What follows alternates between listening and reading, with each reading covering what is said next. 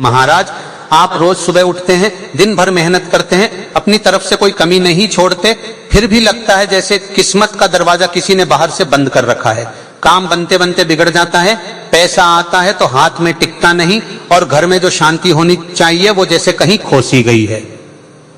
अगर आपको भी ऐसा महसूस होता है तो आज का ये वीडियो आपके लिए ही है, क्योंकि मैं आपको एक ऐसी चीज के बारे में बताने जा रहा हूं जिसे अगर आप अपने घर के मुख्य दरवाजे पर सही तरीके से बांध दें तो हर अटका हुआ काम भी रास्ता पकड़ लेता है और धन दौलत ऐसे खींची चली आती है जैसे चुंबक लोहे को खींचता है। महाराज, हमारे शास्त्रों ने घर के मुख्य द्वार को इतना महत्व क्यों दिया, और उस महत्व के पीछे जो व्यावहारिक और आध्यात्मिक समझ है वो आज की पीढ़ी क्यों भूलती जा रही है। अगर आपको ये जानकारी उपयोगी लगे तो वीडियो को आखिर तक जरूर देखिएगा, क्योंकि बीच में वो एक चीज बताई जाएगी जो शायद आपने अब तक कहीं और नहीं सुनी होगी।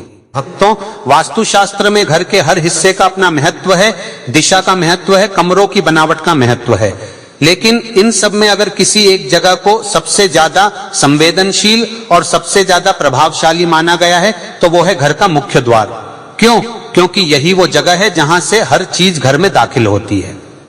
सिर्फ इंसान ही नहीं बल्कि हवा, रोशनी, ऊर्जा, विचार और मान्यता है कि सौभाग्य और दुर्भाग्य भी इसी रास्ते से घर में प्रवेश करते हैं। महाराज कहते हैं कि जिस तरह किसी राज्य की सीमा पर पहरेदार तैनात होते हैं ताकि कोई शत्रु अंदर न घुस सके, ठीक उसी तरह घर का मुख्य द्वार भी एक पहरेदार की तरह काम करता है। अगर ये पहरेदार सजग है, सम्मानित है, उसकी देखभाल हो रही है तो वो नकारात्मकता को रोक देगा। लेकिन अगर इसी दरवाजे की उपेक्षा हो रही है, यहाँ गंदगी है, अंधेरा है, टूटी फूटी चीजें पड़ी हैं, तो मान्यता है कि यही पहरेदार कमजोर पड़ जाता है और नकारात्मक ऊर्जा को रोकने की उसकी ताकत घट जाती है। अब सवाल ये उठता है कि आखिर वो कौन सी एक चीज है जो इस पहरेदार को इतना मजबूत बना देती है कि पूरे घर की किस्मत बदल सकती है। तो चलिए मैं आपको सिलसिलेवार तरीके से बताता हूं ताकि आप कोई भी बात मिस न करें। धार्मिक मान्यताओं के अनुसार घर के मुख्य दरवाजे पर अगर एक पीली पोटली बांधी जाए तो घर में सुख समृद्धि का वास होता है। ध्यान दीजिए, यह कोई साधारण पोटली नहीं है, इसे बनाने का और बांधने का एक निश्चित तरीका है, और अगर इसे सही विधि से नहीं बनाया गया तो इसका उतना असर देखने को नहीं मिलता जितना मिलना चाहिए। इस पोटली को बनाने के लिए आपको चाहिए एक साफ पीले रंग का कपड़ा, हल्दी की एक साबुत गांठ, थोड़े से साबुत चावल यानी अक्षत और एक चुटकी सिंदूर। इन चारों चीजों को पीले कपड़े में रखकर मौली यानी कलावे से इसे इस तरह बांधना है कि पोटली अच्छी तरह बंद हो जाए, कहीं से खुले नहीं। अब सवाल आता है इसे बांधना कब है और कैसे। मान्यता है कि शुक्रवार का दिन माता लक्ष्मी को समर्पित है, इसलिए इस पोटली को तैयार करने और बांधने के लिए शुक्रवार का दिन सबसे उत्तम माना गया है। सुबह स्नान करने के बाद शुद्ध मन से इस पोटली को तैयार करें और घर के मंदिर में माता लक्ष्मी और भगवान गणेश के सामने रखकर हाथ जोड़कर अपने घर में सुख समृद्धि की कामना करें। इसके बाद इस पोटली को अपने घर के मुख्य दरवाजे के ठीक ऊपर यानी चौखट के ऊपरी हिस्से पर इस तरह बांध दें कि ये किसी को आसानी से नजर ना आए। जो लोग चाहें वो इसे दरवाजे के दाहिनी तरफ भी बांध सकते हैं, बशर्ते जब आप घर की तरफ मुंह करके खड़े हों तब आपका दायां हाथ जिस तरफ आता हो उस तरफ इसे लगाया जाए।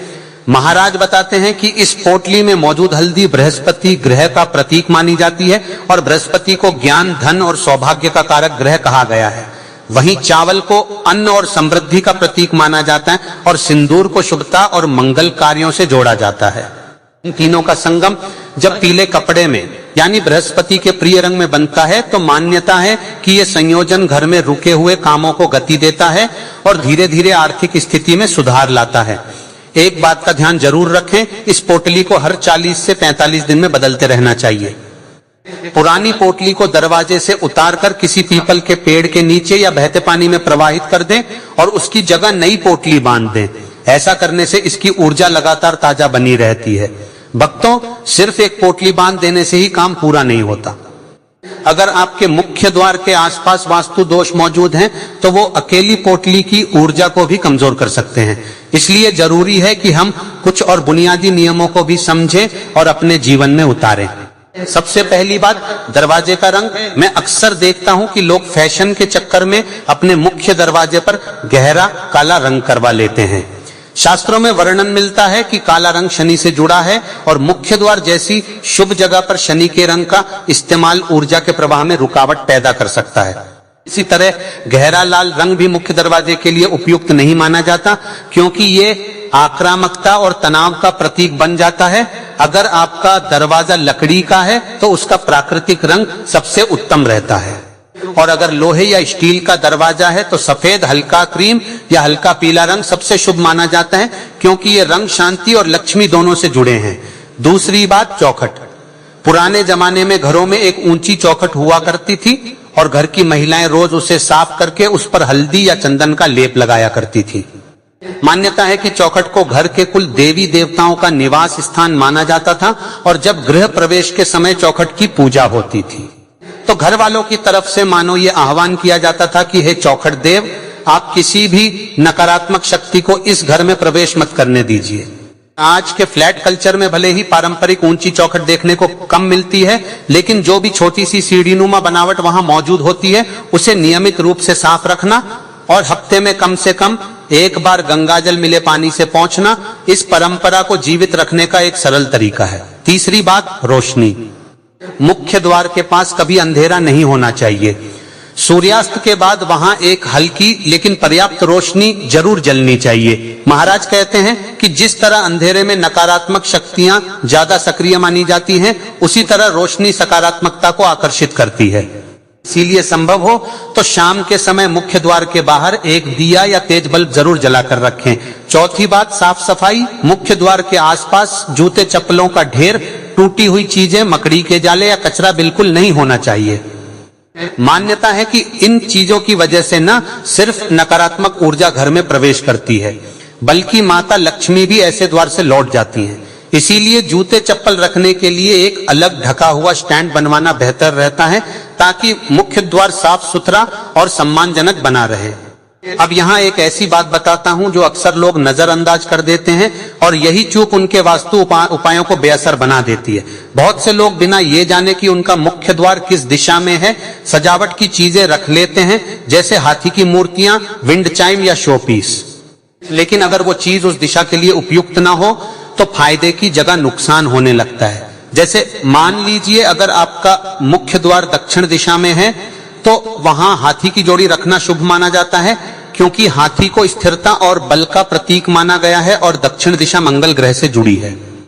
लेकिन यही हाथी अगर आप पूर्व, पश्चिम या उत्तर दिशा के मुख्य द्वार पर रख देते हैं तो मान्यता है कि इससे निर्णय लेने की क्षमता कमजोर पड़ सकती है और घर में आर्थिक फैसले उलझने लगते हैं। पूर्व दिशा के मुख्य द्वार के लिए सुबह की ताजा धूप को स्वागत करने वाला माहौल बनाना अच्छा रहता है, यानी वहां हल्के खिले हुए रंगों की सजावट और तुलसी का पौधा रखना शुभ माना जाता है। पश्चिम दिशा के मुख्य द्वार के लिए पीले रंग का प्रयोग और वहां घंटी या धातु से बनी वस्तुएं रखना उपयुक्त बताया गया है। उत्तर दिशा का मुख्य द्वार बुध और कुबेर से जुड़ा माना जाता है, इसलिए यहाँ मनी प्लांट या हरियाली वाले पौधे रखना धन आकर्षण के लिए अच्छा बताया जाता है। और दक्षिण दिशा के मुख्य द्वार पर जैसा मैंने बताया, हाथी के अलावा लाल रंग के छोटे छोटे शुभ चिन्ह भी रखे जा सकते हैं।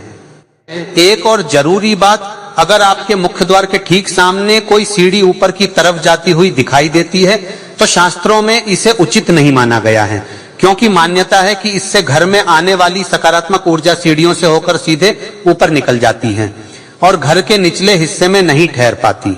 ऐसी स्थिति में एक छोटा सा लकड़ी का पर्दा या तोरण सीढ़ियों और मुख्य द्वार के बीच लगाना एक कारगर उपाय बताया जाता है।